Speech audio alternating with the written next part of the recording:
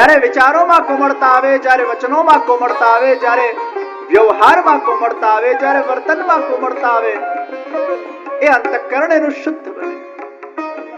એના વિચારોમાં સુંદરતા, એના વિચારોમાં શુભત્વ, એના વિચારોમાં સત્ય જ્યારે પ્રગટ થાય છે, એ હરિનો રસ સમાવા લાગે છે. ગંગામાં કદાચ ગટર નાખો તો ગટર ગંગા બને, પણ ગટરમાં ગંગા નાખો તો ગંગા ગટર બને.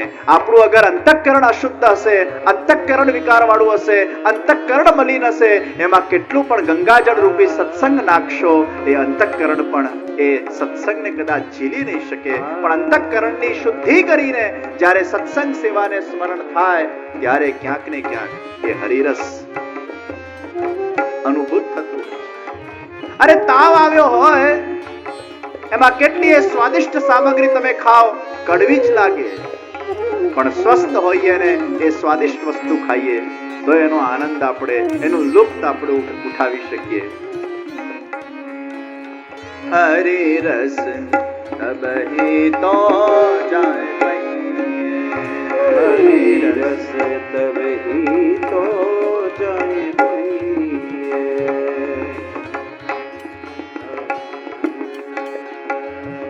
अच्छाई को देखे, शुभत्व को देखे, शुभत्व को अपनाए, मिठास के तरफ हमारा दृष्टिकोण रखे, स्वीकार स्वीकार स्वीकार और स्वागत का दृष्टिकोण रखे. પછી જો જીવનમાં કેવી પ્રફુલ્લિતતા આવે છે.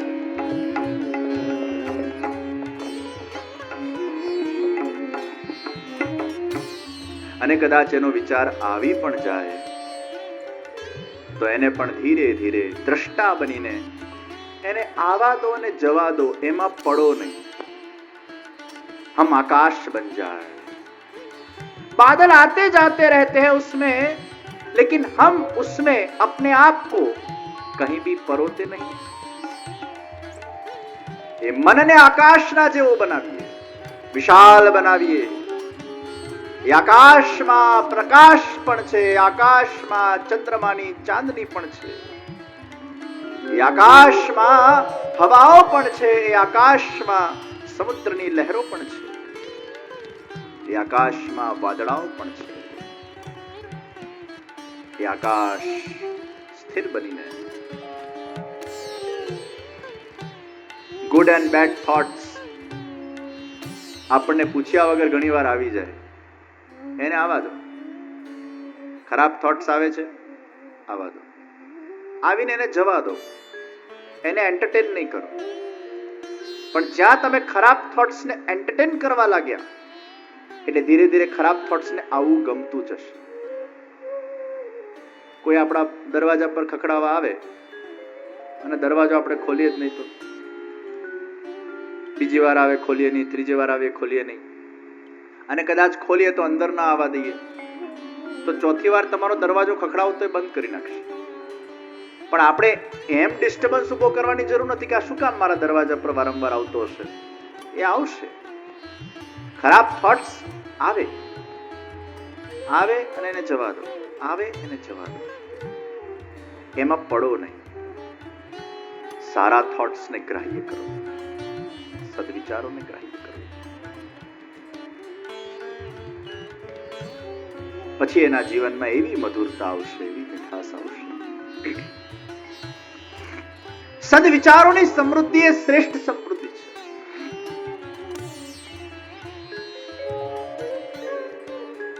The mind is full of good and bad thoughts.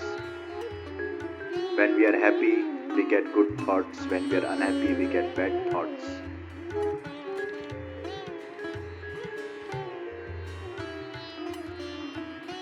ઘણીવાર પ્રશ્ન થાય, આ વિચાર ક્યાંથી આવે છે? થોટ ક્યાંથી આવે છે? તો વિચાર સ્વભાવમાંથી આવે છે. તમારો જેવો સ્વભાવ એવો વિચાર. ગુસ્સાવાળા વ્યક્તિને ગુસ્સાના જ વિચાર આવે, ને રડકની રાધાને રડવાના જ વિચાર આવે. તમારો જેવો નેચર એવો તમારો વિચાર. नेचर ક્યાંથી બન્યો? સ્વભાવ. कहां से स्वभाव बना? તો 3 રીતે આપણો સ્વભાવ બન્યો. મન સ્વભાવ, દેહ સ્વભાવ અને જીવ સ્વભાવ. 3 રીતે. પૂર્વ જન્મમાં આપણે શું કામ કર્યા, કયા કર્મો કર્યા? કારણ કે આપણો શરીર જ્યારે મૃત્યુ પામે છે અને આત્મા એમાંથી બહાર નીકળે છે, એમાં શરીર સાથે, એ સૂક્ષ્મ શરીર સાથે મન, બુદ્ધિ, ચિત્ત અને અહંકાર, આ 4 વસ્તુ પણ બહાર નીકળે છે, જેને અંતઃકરણ કહીએ છીએ. એટલે ગયા જન્મની બધી મેમરીઝ તમારા અંતઃકરણમાં સ્ટોર્ડ છે, જે આજે તમને ખબર નથી, અને એ તમારા સ્વભાવમાં જોડાય છે. તમારામાં અત્યારે આ જન્મની જ મેમરીઝ છે, પણ ગર્ભના અંદર તમને કયા સંસ્કાર મળ્યા એની મેમરીઝ નથી, તમને ખબર નથી, છે ખરી. ગયા જન્મમાં તમે શું કર્યું તમને ખબર નથી, મેમરીઝ છે ખરી.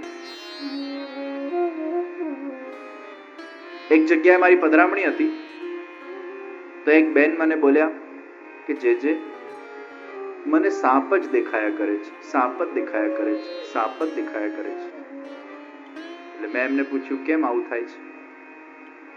મને કે ખબર નથી, મને એ જ દેખાયા કરે છે, મને એ જ દેખાયા કરે છે. એટલે પછી મેં તારણ કાઢ્યું, મને લાગે છે ગયા જન્મમાં તમે સપેરિયા હશો, એટલે આખી જિંદગી પેલા સાપ સાથે જ ગુજારી હોય, તો આ જન્મમાં પછી એને સાપ જ દેખાયા કરે, સાપ જ દેખાયા કરે, સાપ જ દેખાયા. એવું બને કયા જન્મમાં?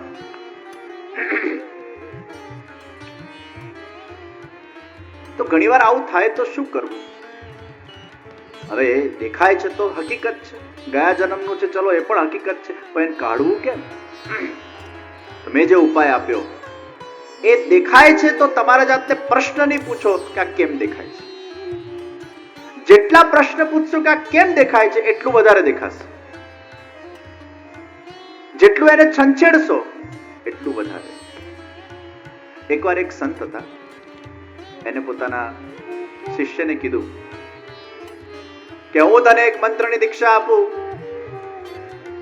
પણ આ મંત્રને સિદ્ધ કરવો એટલો કઠિન છે, એટલો કઠિન છે, એટલો કઠિન છે કે હું આજ દિન સુધી એને સિદ્ધ કરી શક્યો નથી. એટલે પછી શિષ્યએ કીધું કહો તો ખરા કયો મંત્ર છે? એટલે પછી શિષ્યએ એને મંત્ર આપ્યો.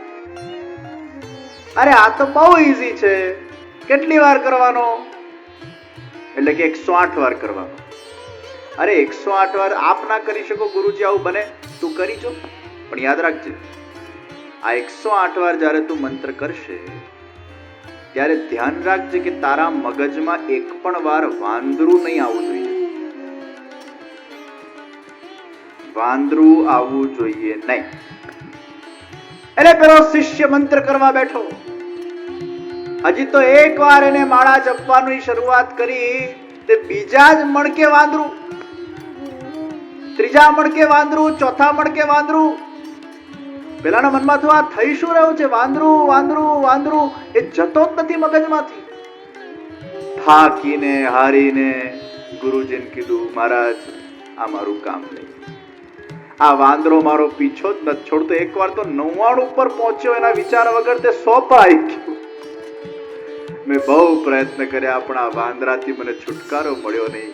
ગુરુજી કે મને વાંદરાથી છુટકારો નથી મળ્યો, તને ક્યાંથી મળવાનો ભાઈ? કારણ કે આપણે બંને એવો વિચાર કરીએ છીએ કે વાંદરાનો વિચાર આવવો જોઈએ નહીં, અને જેટલો આપણે આ વિચાર કરશું કે વાંદરાનો વિચાર નહીં આવવો જોઈએ, એટલો જ આવશે. તમારા વિચારોથી તમે લડો નહીં, જેટલા તમારા વિચારથી તમે લડશો એટલા વધારે આવશે.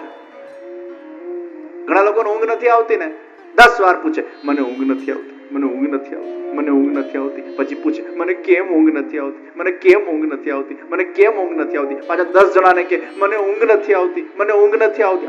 એવું વાતાવરણ ઊભું કરી નાખીએ, ઊંઘ નથી આવતી, ઊંઘ નથી આવતી. આવશે જ નહીં. તો તમારા વિચારો સાથેના કોન્ફ્લિક્ટમાં ક્યારે પણ ઉતરતા નહીં. તો પૂર્વજન્મના ઘણીવાર સંસ્કારો આ જન્મમાં. એક આપણો સ્વભાવ બન્યો પૂર્વજન્મથી ઘણીવાર આપણે જન્મતાના સાથે જ બાળકોને જોતા હોઈએ, ખૂબ ભગવાનની ભક્તિ કરતા હોય, એમને સહજ ભગવાન માટે રુચિ હોય છે, પૂર્વજન્મના સંસ્કાર લઈને આવ્યો છે. ઘણીવાર આપણે જોતા હોઈએ કે નાનપણથી જ અમુક વિષયમાં આપણી રુચિ હોય છે, પૂર્વજન્મના સંસ્કાર છે. આ ટેલેન્ટ બીજું કંઈ નથી, it's a gift of God.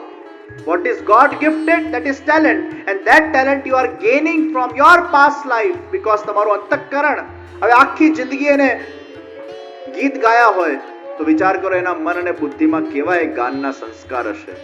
એ સંસ્કાર પછી આ જન્મમાં કેરી ફોરવર્ડ થાય છે. એને જ આપણે ગોડ ગિફ્ટ કહીએ છીએ. એ ગયા જન્મના સંસ્કારો તાજા થાય છે. તો પૂર્વજન્મથી આવે છે.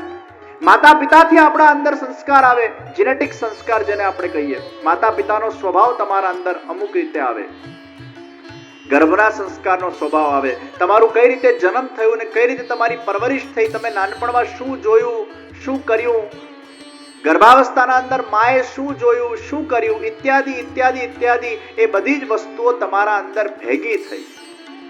પછી તમે મોટા થયા, તમારા જીવનના ખાટા મીઠા અનુભવો થયા, ઉતાર ચઢાવ આવ્યા, તમે નોલેજ ગેઇન કર્યું.